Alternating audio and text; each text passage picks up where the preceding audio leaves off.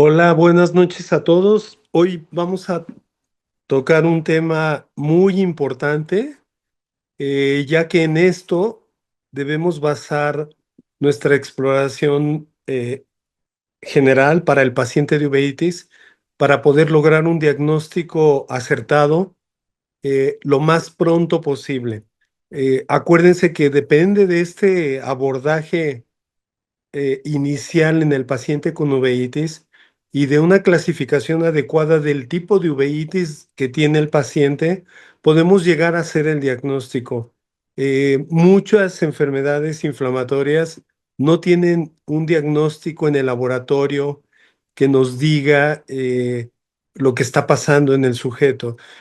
Por ejemplo, un simple caso, un Boko Yanagi Arada, no le pedimos un examen de laboratorio para detectar si tiene o no tiene Boko Yanagi Arada.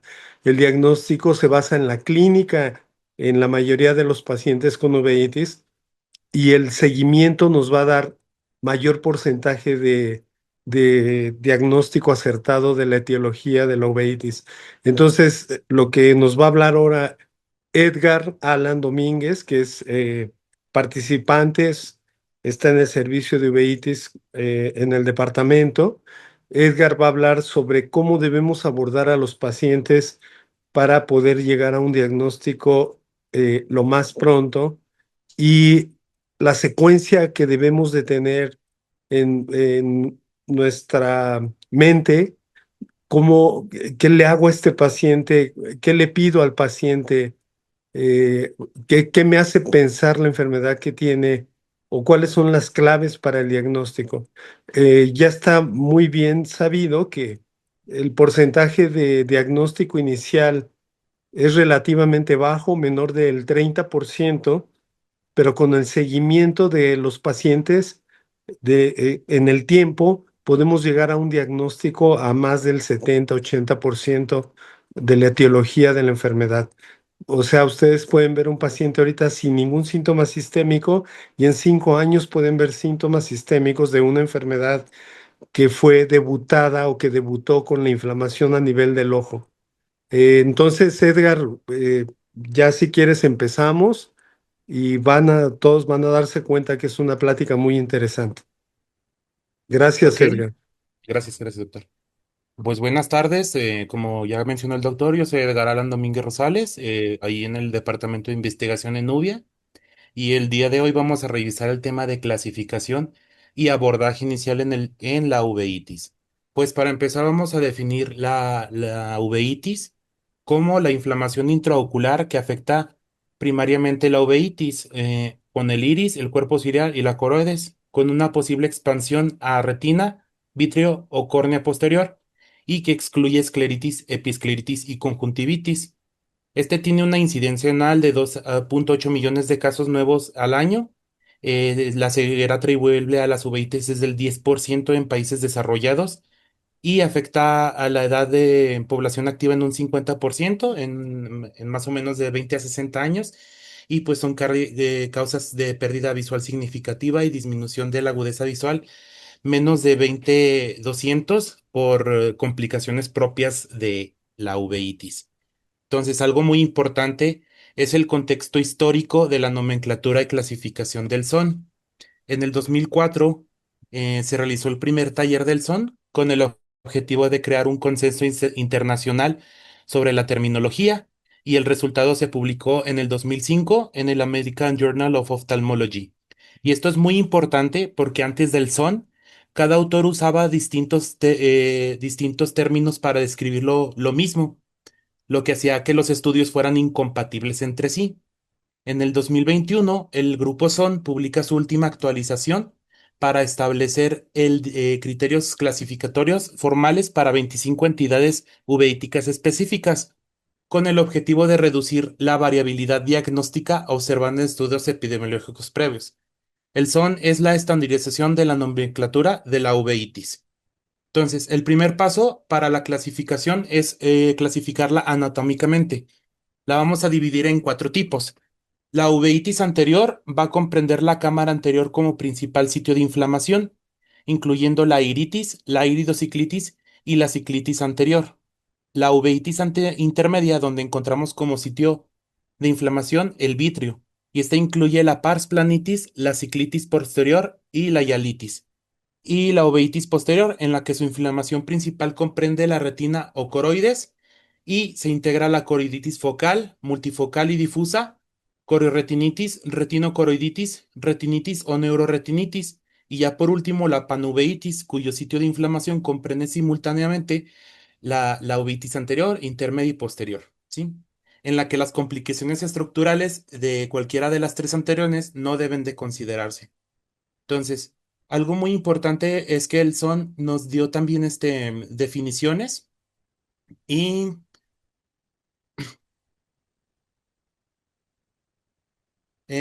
perdón. Mm,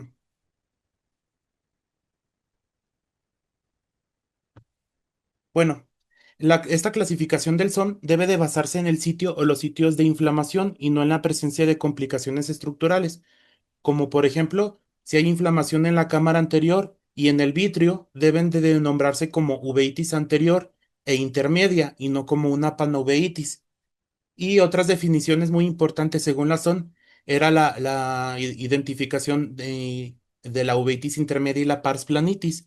La uveitis intermedia, la cual comprende un subconjunto de uveitis donde el vitrio es el sitio principal de inflamación y donde la vasculitis periférica o el edema macular no van a cambiar la clasificación.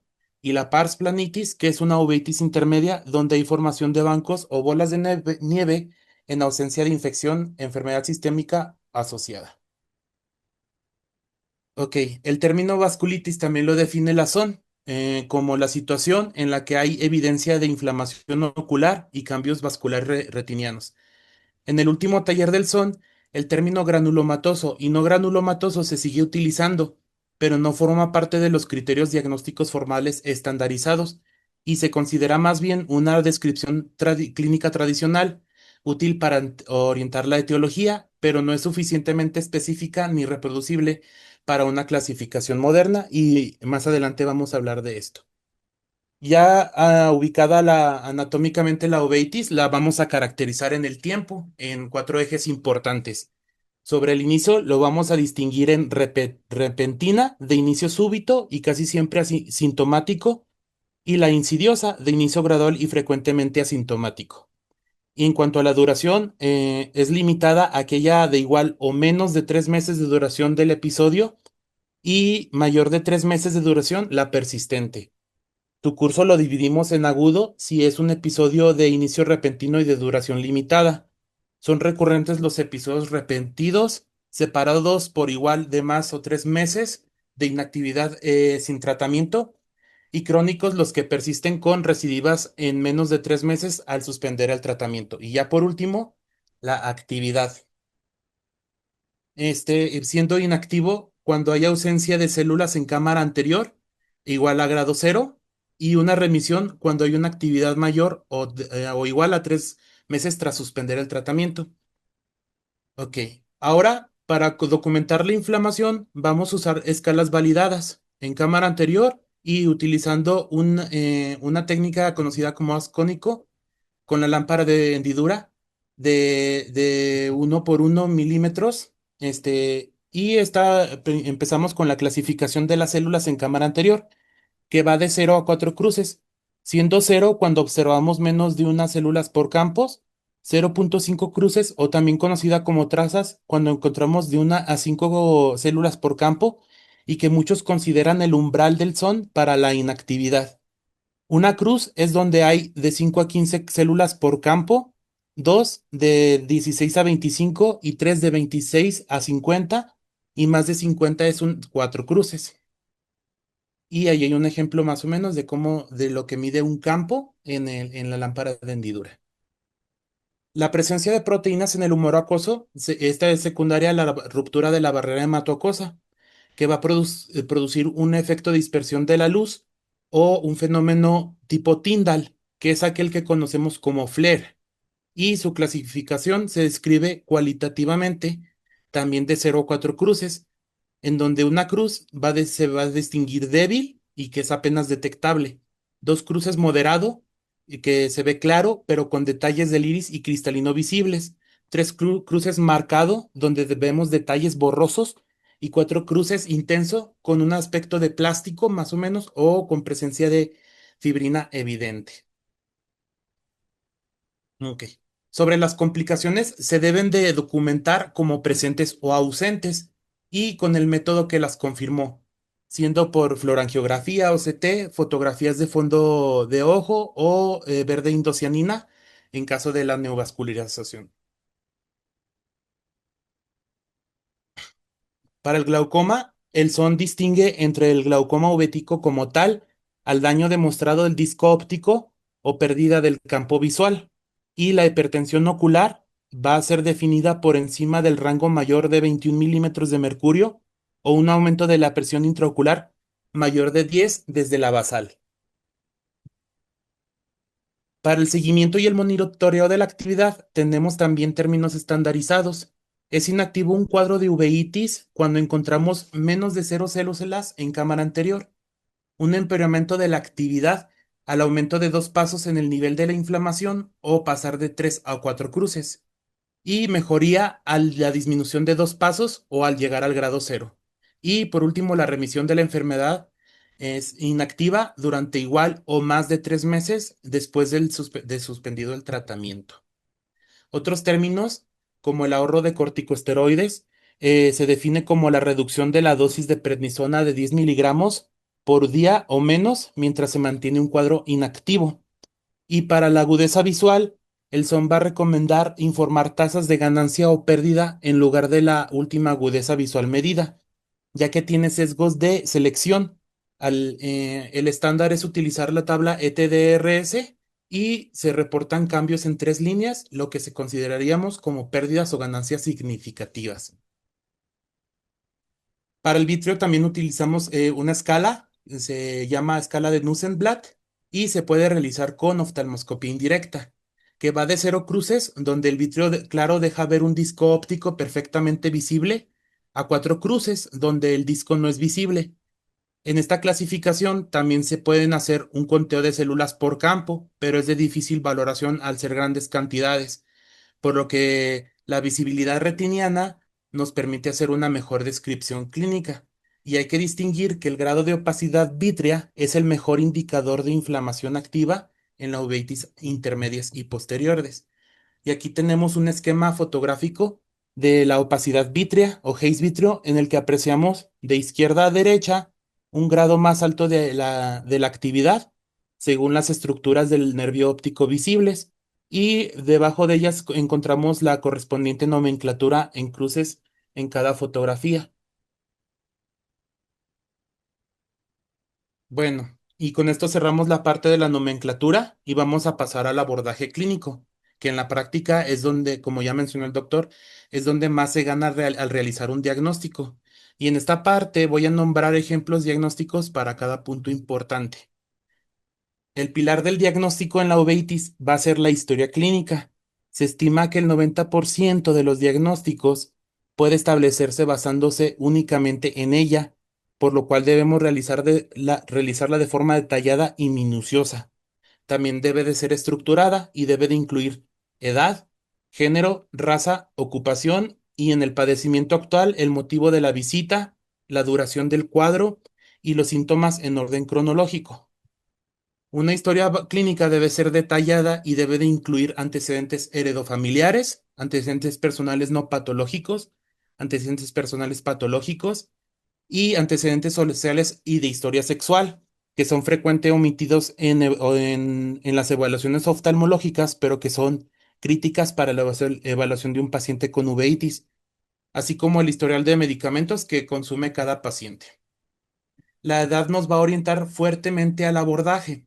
Los extremos de la vida, menores de 16 años y mayores de 60 años, tienen predominio por las uveitis infecciosas. Pacientes menores de 16 años podemos sospechar artritis idiopáticas juveniles, uveitis idiopáticas, parsplanitis y toxoplasmosis. En adultos jóvenes podemos sospechar trastornos autoinmunes asociados a HLA-B27, síndrome de Fuchs, síndrome de puntos blancos, histoplasmosis, lupus, BKH e incluso sífilis en etapas tempranas. Y en pacientes mayores de 60 años, poliarteritis nodosa, sífilis en etapa tardía, isquemia ocular y coroiditis serpiginosa. La etnicidad también es importante. Pacientes caucásicos tienen más coroiditis en perdigones o uveitis asociadas a HLA-B27. Pacientes asiáticos son más propensos a Behçet y BKH y etnias pigmentadas a sarcoidosis y BKH. Y la geografía también es punto clave en nuestro contexto. En países desarrollados, en países poco desarrollados, encontramos infecciones como toxoplasmosis, tuberculosis, oncocercosis, lepra, leptosporiosis, entre otras. Y en países desarrollados vemos más uveitis herpética, donde es más frecuente. El lugar de residencia y los viajes recientes también se deben de indagar.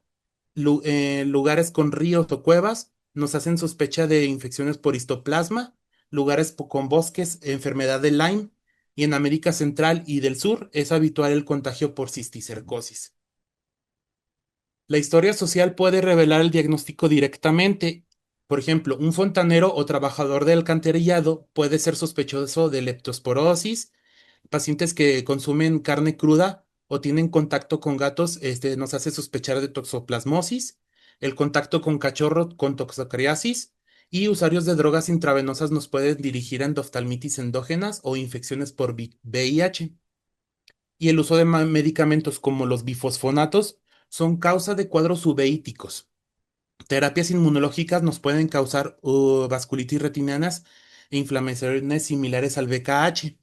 Los inhibidores del factor de necrosis tumoral alfa, nos pueden producir inflamación granulomatosa similar a la sarcoidosis, y un ejemplo es el etanercept, que paradójicamente puede desencadenar una uveitis HLA-B27 asociada. Y la vacunación, que también se ha asociado a cuadros uveíticos. Entre los antecedentes oftalmológicos es importante indagar en el trauma o la cirugía intraocular previa, que nos puede hacer sospechar de una oftalmia simpática o una miopía alta en una coroiditis puntiforme. La presencia de lentes intraoculares o de implantes en el iris nos pueden hacer sospecharse de un síndrome uveitis glaucoma y fema o UGH. Y en general, cualquier cirugía ocular previa, una escleritis inducida, como por ejemplo la cirugía de resección de pterigión más mitomicina, y también por una endoftalmitis. También es importante indagar en la presencia de condiciones sistemas preexistentes, como un historial infeccioso, de inmunosupresión, ya sea por el uso de esteroides, por alguna enfermedad autoinmune, por cáncer o VIH y otras condiciones previas que son de gran importante, como la espondilitis anquilosante, la enfermedad inflamatoria intestinal, una artritis psoriásica, una sarcoidosis o una esclerosis múltiple. Ok, los síntomas nos van a orientar anatómicamente al lugar de inflamación antes que la exploración física. Es muy importante. En el segmento anterior, pues tenemos la tríada clásica de la uveitis anterior aguda, que es el dolor, la fotofobia y el ojo rojo. La fotofobia va a ser desencadenada por un espasmo del músculo ciliar y del esfínter pupilar. El enrojecimiento es la hiperemia perilímpica o ciliar y no conjuntival. Y la visión borrosa pues puede venir de la presencia de células en la cámara anterior, de un flare o de un edema corneal. Y tenemos que distinguir dos patrones importantes. Las espondiloartropatías HLA-B27 positivas son típicamente unilaterales, agudas, recurrentes y alternantes. Y la artritis idiopática juvenil suele ser asintomática, lo que nos hace padecer el riesgo de una queratopatía en banda tardía. Del segmento posterior, la aparición de flotantes que pueden ser causadas por células vítreas, coágulos o condensaciones en el vitrio. Las metamorfopsias por un edema macular quístico, las fotopsias en el contexto de inflamación o tracción retiniana, los escotomas por lesiones coroideas y la disminución de la agudeza visual por complicaciones como el edema macular quístico, la opacidad vítrea, neovascularización o una membrana epirretiniana. Y un síntoma que no debemos de olvidar es el dolor al movimiento ocular, que nos hace obligar a descartar una escleritis posterior. Respecto al inicio del cuadro, también es muy importante. Uno de un inicio repentino, pues nos orienta, por ejemplo, a una oftalmia simpática, a un BKH o una enfermedad de Behçet, mientras que las de inicio insidioso nos guían más para el diagnóstico de una uveitis intermedia o una corioretinitis. Bueno, pasando al examen de los pacientes con uveitis, que es muy importante para el diagnóstico correcto y lo que conlleva, que va a ser el tratamiento y el seguimiento. La exploración en uveitis debe ser sistemática, debe de ser anterior o posterior, tratando de no omitir nada, y cada signo tiene un significado, y muchos de ellos son patognomónicos si lo sabemos buscar. Iniciamos siempre por la agudeza visual, que debe ser siempre realizada en las mismas condiciones de iluminación y debe de incluir la agudeza visual mejor corregida, con refracción o con agujero espetenopeico. Y valorar la agudeza visión cercana sí es útil para nuestro paciente o en el contexto de la enfermedad. Dentro de las causas más importantes de disminución de la agudeza visual, pues son la opacidad corneal, la inflamación de la cámara anterior, las cataratas, la opacidad vítrea y el edema macular quístico, entre otras. Y se recomienda siempre utilizar la cartilla de ETDRS, que nos aporta mejor sensibilidad que otras tablas, por la presencia de menos saltos entre líneas y mayor presencia de octotipos en cada línea. La presión intraocular es un dato importante en la exploración, ya que la inflamación ocular puede producir hipertensión o hipotonía, y siempre que sea posible debe de ser medida con tonometría de Goldman. Idealmente se debe de realizar sin fluoresceína o bien realizarla después de una exploración de la lámpara de hendidura, ya que la fluoresceína nos puede alterar la visibilidad de las estructuras intraoculares y pues recordar que siempre se hace bajo anestesia tópica. Y en órbita y anexos, pues la presencia de vesículas, por ejemplo, nos puede hacer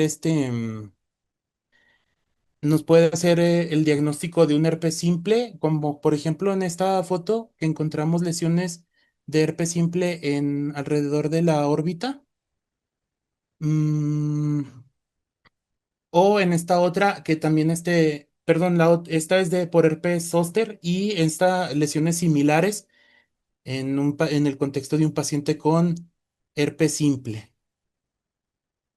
Y la poliosis, muy importante en pacientes con BKH o oftalmia simpática, como en esta foto de un paciente con BKH. Los nódulos también son importantes encontrarlos en la órbita, ya que nos hacen sospechar de sarcoidosis y lepra. La madorosis también la podemos encontrar en la lepra y la proptosis en escleritis posterior, enfermedad inflamatoria orbitaria. En la conjuntiva, la hiperemia conjuntival es un signo de inflamación en la que podemos distinguir la inyección conjuntival típica de la uveitis, que es la que no afecta el fornix ni la conjuntiva palpebral, y de una escleritis verdadera, donde vamos a encontrar vasos esclerales profundos e inyectados, y podemos encontrar un tono escleral púrpura que se acompaña de dolor intenso, como el de la imagen. Ok, en la córnea, los precipitados queráticos son el hallazgo más frecuente en la uveitis, que estos son agregados de células inflamatorias en el endotelio. En su mayoría son de predominio inferior, distribuidos en el triángulo de Hart por la fluídica del humor acuoso. En esta imagen vemos precipitados queráticos gruesos en un paciente con sarcoidosis, distribuidos de forma triangular. El tamaño de estos puede variar desde motas a 1 milímetro y cuando solo hay precipitados querátricos pequeños, se suele referir a las uveitis como no granulomatosas, como en esta donde vemos precipitados estelares difusos distribuidos en una córnea, en toda la córnea en un paciente con síndrome de Fuchs. Y si son de tamaño grandes, se pueden describir como precipitados en grasa de carnero anteriormente y se nombran como uveitis granulomatosas, como en esta imagen de otro paciente con sarcoidosis. Y un detalle importante es que si existen los precipitados queráticos sin inflamación activa o sin celularidad en cámara anterior, pues nos indican que hubo un cuadro previo. En esta tabla, por ejemplo, podemos ver la morfología de cada uno de estos, su localización y su etiología, como por ejemplo en las uveitis granulomatosas. con precipitados queráticos grandes. Los encontramos en pacientes con sarcoidosis, BKH, tuberculosis y sífilis terciaria, o los no granulomatosos con precipitados queráticos finos en pacientes con espondiloartritis HLA-B27, artritis reactiva e enfermedad inflamatoria intestinal. Y como en la imagen previa que les mostré, la morfología estrellada, que nos hace sospechar de un síndrome de Fuchs, entre otros ejemplos aquí mencionados en esta tabla. Pues de otros hallazgos corneales que podemos encontrar muy importantes son las dendritas corneales, como en esta imagen, donde apreciamos úlceras dendríticas en un paciente con queratoveitis, o en este otro, donde vemos úlceras similares, pero por un herpes zóster, en donde podemos también encontrar alteraciones de la sensibilidad corneal, como la hipoestesia, que también puede verse en un paciente con lepra, y otros como la queratopatía intersticial en la sífilis y la queratopatía en banda, muy importante, que es un marcador frecuentemente de uveitis infantil y de artritis idiopática juvenil, como el que se aprecia aquí en la foto. Bueno, en la cámara anterior, pues ya lo hablamos, el signo más importante es la presencia de inflamación, la presencia de células o de proteínas, que es un fuerte indicador de inflamación, y que cabe destacar que conforme mejora la inflamación, va a disminuir el tamaño de las células. El hipopión es un acúmulo visible de leucocitos en el ángulo inferior, y la presencia nos alerta de enfermedades como Behçet, endoftalmitis y toxicidad por ributamina en pacientes con infección por VIH, como el de la imagen, donde apreciamos un hipopión en una uveitis asociada a HLA-B27, o la presencia de IPEMA, que aparece frecuentemente en pacientes con neovascularización o en uveitis crónicas. En el iris, la inflamación va a liberar fibrina y factores de coagulación que generan sinequias, las que podemos distinguir entre anteriores si se adhieren entre el iris y la córnea, y posteriores si se adhieren entre el iris y la cápsula del cristalino, como la de la foto. Y estas son señales de inflamación crónica recurrente. También podemos encontrar defectos de la transiluminación, muy frecuentemente asociadas en uveitis herpéticas. La atrofia también la podemos encontrar en el iris por un trauma, un síndrome de dispersión pigmentaria, una pseudoexfoliación, un glaucoma de ángulo cerrado y un BKH. Y los nódulos son un signo muy importante, los cuales vamos a nombrar de coepe si se encuentran en el borde pupilar, como el de la imagen de un paciente con sarcoidosis, o de Busaca si los encontramos en la superficie del iris. También existen los nódulos de Berlín, que los encontramos a nivel del ángulo. Y pues la rubiosis iridis también la encontramos en procesos inflamatorios, pero por lo general nos hablan de inflamación grave o de complicaciones tardías. Del cristalino, pues destacamos la catarata, que en uveitis son generalmente causadas por inflamación, pero más frecuentemente como efecto secundario del uso de corticosteroides, y por lo general son subcapsulares posteriores, como las que se aprecian en la imagen, y que es importante determinar si son la causa de la pérdida visual del paciente. En el vitrio, su inflamación se va a caracterizar por un aumento de células y de proteínas. Y hay que recordar que el vitrio no produce células inflamatorias, sino que las recluta. Y su opacidad, como ya lo había mencionado, es el mejor indicador de inflamación activa del polo posterior. En esta imagen podemos apreciar exudados en pars plana, conocidos como bolas de nieve, en un paciente con pars planitis. Ok, en la retina, pues la retinitis activa se ve como áreas blanco esponjosas o amarillentas con bordes mal definidos, y podemos encontrarlas focales en pacientes con toxoplasmosis, oncocercosis, cisticercosis y Behçet, o multifocales en pacientes con sífilis, citomegalovirus, bartonelosis, sarcoidosis y necrosis progresiva. También podemos encontrar desprendimiento macular exudativo en pacientes con BKH escleritis posterior, retinitis necrotizante y síndrome de derrame uveal. Aquí vemos una fotografía de fondo de ojo en un paciente que va a presentar una retinitis focal y esta es por un toxoplasmosis. Y en esta otra fotografía de polo posterior, una coriditis multifocal por una coritis serpiginosa-like asociada a tuberculosis. Y en esta última, un desprendimiento seroso inferior de la mácula en un paciente con BKH. La vasculitis retiniana afecta predominantemente a las arterias y tiene un patrón diagnóstico importante. Las arteritis las podemos encontrar en poliarteritis nodosa asociada en lupus, dermatomiositis, Church-Strauss, Kawasaki, toxoplasmosis y sífilis, mientras que la flebitis las encontramos en la sarcoidosis, el edema la esclerosis múltiple, la pars planitis, Behçet, perdigones, BKH, tuberculosis, toxoplasmosis, sífilis y bartonelosis, pero también pueden coexistir en enfermedades como Crohn, Behçet, toxoplasmosis y tuberculosis. Un fenómeno importante que podemos encontrar también en la retina es el fenómeno de Kairelis, que son placas periarteriales retinianas que parecen cuentas de collar y son características de la toxoplasmosis, aunque también las podemos encontrar en otras enfermedades.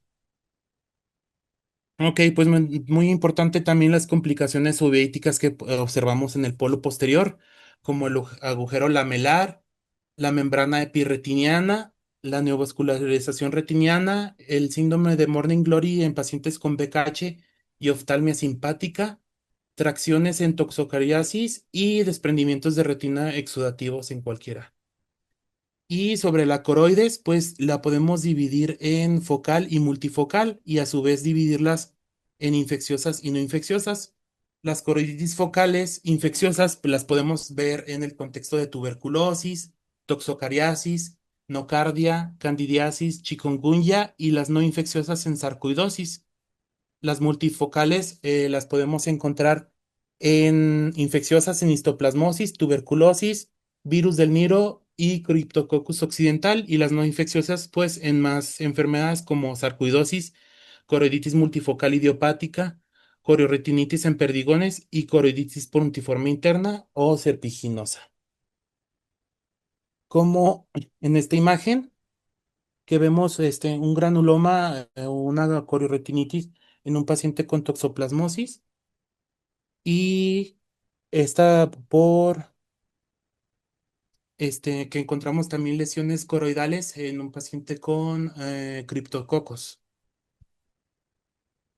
Y el examen neurooftalmológico también es muy importante no omitirlo, ya que muchas enfermedades uveíticas también nos pueden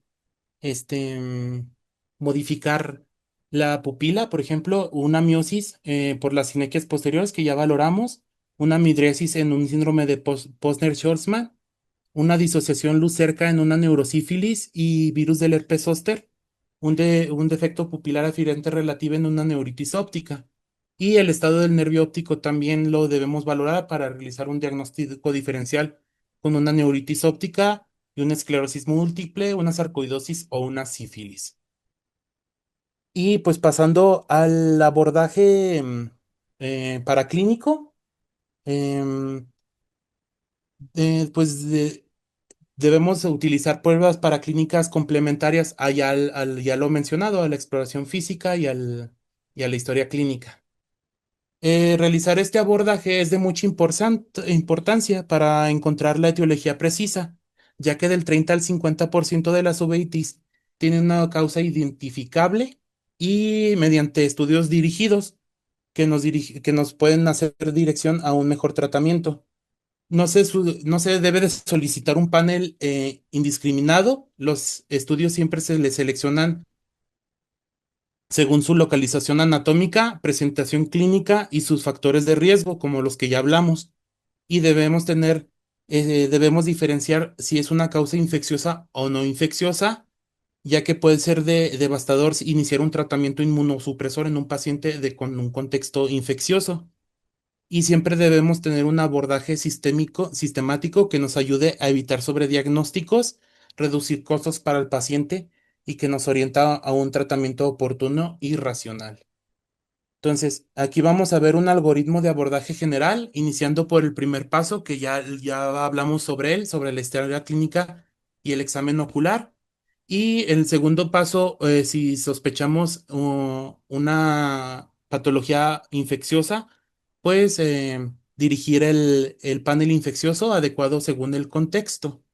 Y en el paso 3 realizaríamos los laboratorios de tamizaje o de rutina, los cuales van a tener un valor limitado para el diagnóstico de causas específicas de una uveitis, pero son importantes cuando se planifica un tratamiento con inmunosupresor o además de esto nos proporcionan una base para observar la respuesta terapéutica y los efectos secundarios de ciertos medicamentos.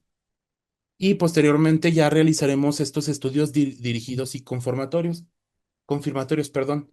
Es muy importante recordar que hay entidades que nos pueden simular cuadros y que siempre las tenemos que descartar de primera vez. Estas son más frecuentemente la sífilis y la tuberculosis. Siempre a todo paciente se le debe de realizar las pruebas teponémicas y no treponémicas o el cuantiferón TB Gold o lo PPD para sospechar tuberculosis latente o activa. Los estudios de inmunología con los que contamos es el HLA-B27 para uveitis anterior no granulomatosis más espondiloartropatías, los ANAS o anticuerpos antinucleares en el contexto de un lupus, una artritis idiopática juvenil o un Sjögren, los ANCA, PANCA o CEANCA para vasculitis sistémicas en pacientes con Wegener o panarteritis nodosa, factor reumatoide en artritis reumatoide con uveitis, la enzima convertidora de angiotensina en sarcoidosis y los complementos C3 y C4 en un lupus activo. Y los infecciosos más dirigidos, IgM o IgG o IgM para Toxoplasma gondii, serologías para virus del herpes simple 1 o 2 o para el virus de la varicela zoster en retinitis necrotizante aguda, ELISA Western Blot para VIH, PCR para citomegalovirus o IgG para Toxocara canis.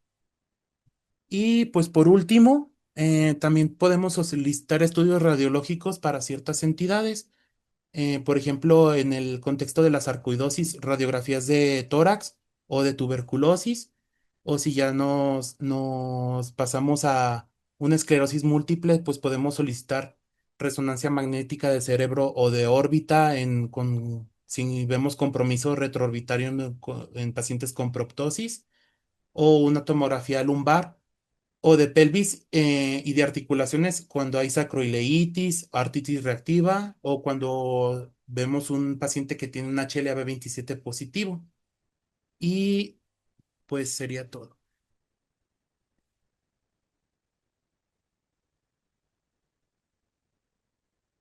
sobre el abordaje inicial del paciente con uveitis.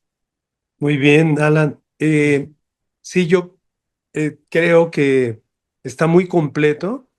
O sea, realmente sí mencionaste todo el contexto, paso a paso de la historia clínica, de la exploración y del abordaje en el laboratorio, ¿no? ¿Qué debemos hacer en el laboratorio? Regularmente cometemos errores en que solicitamos exámenes de laboratorio sin ton ni son y muchas veces incluso mandamos pacientes a una valoración reumatológica con un internista o un reumatólogo y solamente le mencionamos, pues a ver qué le encuentras al paciente, a ver qué tiene, porque tiene uveitis, ¿no? Entonces no se vale que hagamos eso. Normalmente tenemos que mandar al paciente un laboratorio dirigido a lo que estamos pensando en la clínica y debemos enviarlo a una interconsulta con quienes creemos que nos van a apoyar para el diagnóstico. Puede ser hasta un neurólogo, un reumatólogo, un internista, un infectólogo, pero con un contexto definido del diagnóstico presuntivo de la uveitis que estamos viendo. Entonces, es muy importante que analicemos todo lo que vimos en el paciente desde el interrogatorio hasta la exploración al final, que pensemos a qué puede deberse la enfermedad que tiene inflamatoria y que lo refiramos con un médico que nos pueda apoyar. Eh, Muchas veces enviamos pacientes no solamente para un apoyo diagnóstico, sino también un apoyo terapéutico. Entonces, en general, y bueno, pues es importante que todos lo tengan en cuenta, en general, muchos pacientes con uveitis van a requerir de medicamentos que posiblemente no estamos familiarizados con ellos, como los inmunosupresores o los anti-TNF, etcétera, anti-CD20, y debemos referirlo a un centro de tratamiento para el medicamento o acompañar el tratamiento con un reumatólogo que tenga experiencia en manejar los medicamentos, en aplicar los medicamentos y que haya un lugar específico donde se pueda eh, tratar al paciente. Muchos biológicos son intravenosos, entonces debe ser en un lugar adecuado para colocar el medicamento. Muchos nada más son, algunos, muchos en uveitis son subcutáneos como el adalimumab y los efectos adversos debemos monitorizarlos entre un reumatólogo de preferencia y nosotros como especialistas en uvea que vamos a dirigir realmente el tratamiento. ¿Quién va a mencionar que la actividad de la uveitis es muy importante en ese momento? Todos los que somos oftalmólogos y que estamos valorando a los pacientes. ¿Quién le va a decir al reumatólogo cómo va el paciente con el tratamiento que se inició? Nosotros, porque muchos pacientes con uveitis no tienen una manifestación sistémica de la enfermedad. Entonces, no sé, me gustaría ver si alguien quiere preguntarte algo. Hay alguien en el chat, si lo puedes ver. No, solamente te están felicitando. ¿Alguien que quiera preguntarle algo a Alan?